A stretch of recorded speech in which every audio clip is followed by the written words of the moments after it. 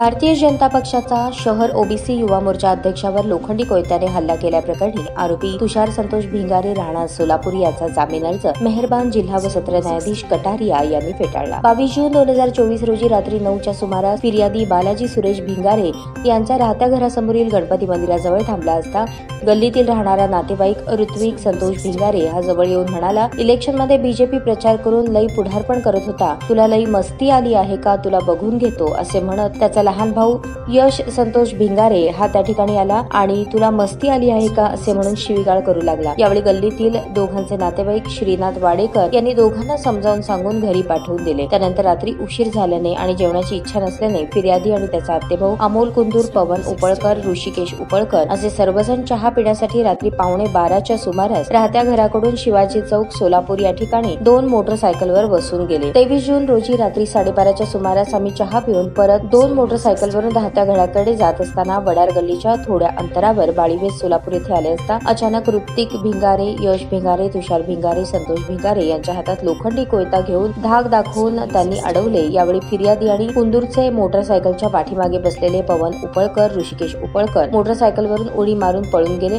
त्यावेळी ऋत्विक भिंगारे याने तुला मस्ती आली आहे का, तुझी वाट बघतच आम्ही थांबलो होतो असे म्हणून शिवीगाळ करत ऋत्विक भिंगारे याने त्याच्या हातातील कोयत्याने डोक्यात मारत असताना फिर्यादीने बचावासाठी डावा हात पुढे केल्याने फिर्यादीच्या डाव्या हातास गंभीर दुखापत होऊन हाड मोडले। त्याच्यासोबत असलेल्या सर्वांनी मिळून फिर्यादी आणि अमोल कुंदूर यास लाकडी काठीने आणि लोखंडी रॉडने मारहाण करू लागले। यावेळी जवळून असलेले वडार गल्लीत पळत गेले तरी ते त्यांचा पाठलाग करून वडार गल्लीत अडवून पुन्हा त्यांना बेदम मारहाण करू लागले। यावेळी आवाज ऐकून वडार गल्लीतील लोक जागे झाले आणि मारहाण करणाऱ्यांच्या तावडीतून सोडत असताना मारहाण करणारे पळून गेले अशा आशयाची फिर्याद फौजा चौडी पोलीस स्टेशन येथे दाखल करण्यात आली आहे। प्रस्तुत गुन्ह्यामध्ये पोलिसांनी ऋत्विक संतोष भिंगारे, यश संतोष भिंगारे, तुषार संतोष भिंगारे यांना अटक केली होती। त्यामुळे तुषार भिंगारे यांनी जामीन मिळवण्यासाठी मेहरबान न्यायालयात जामीन अर्ज दाखल केला। यात मूळ फिर्यादीच्या वतीने ॲडव्होकेट संतोष नावकर यांनी आरोपीच्या जामीन अर्जास फिर्यादीचे प्रतिज्ञापत्र दाखल करून तीव्र विरोध दर्शवला। यातील सरकार पक्षातर्फे आणि मूळ फिर्यादीतर्फे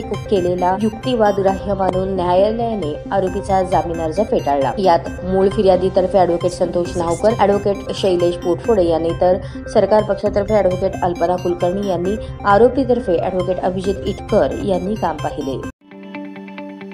ताज्या बातम्या पाहण्यासाठी प्राईम महाराष्ट्र न्यूज चॅनलला सबस्क्राईब करा।